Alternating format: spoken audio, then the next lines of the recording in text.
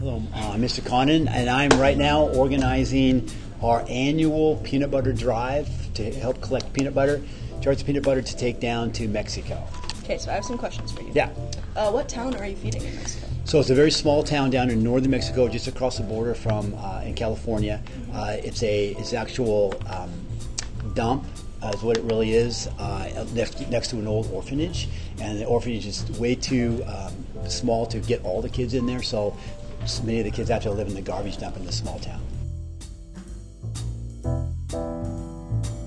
12 years ago, we had a teacher here, our former art teacher, Mrs. Welsh, and she was telling the story to me about her vacation down there with her husband, saw this garbage dump, saw this place, and how horrible these conditions were for these children. And she came back here, told me the story. I then told my first period class that year about this story, and they said, what can we do to help?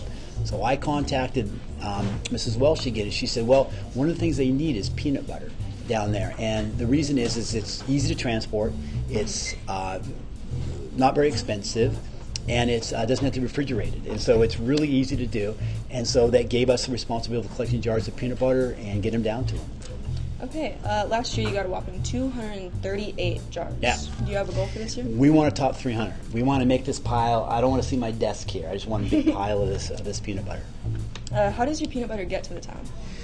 So Gail Welsh, the teacher, her sister's husband drives down twice a year, actually. Just got back in the fall, but he goes down again in the spring with supplies from all over the place, and everything from baby diapers to formula to clothing for these kids that have nothing. And so he comes and picks up the peanut butter from us, stores it for a couple months, and he drives it down there in a U-Haul and a pickup truck, and drives it all the way down there. That's amazing. Do you ever hear back from the kids? Yeah, every year. If you can look, I have the kids write on the lid of the jars, and just a nice little note for them.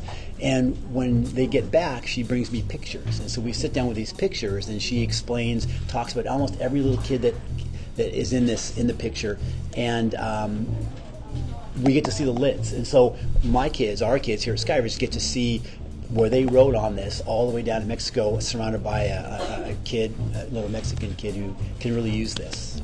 So yeah, so bring them in my classroom, all into next week, all the way up till the Wednesday before Thanksgiving. So it has to be any kind of peanut butter, no glass jars, no jam or honey mixed into it.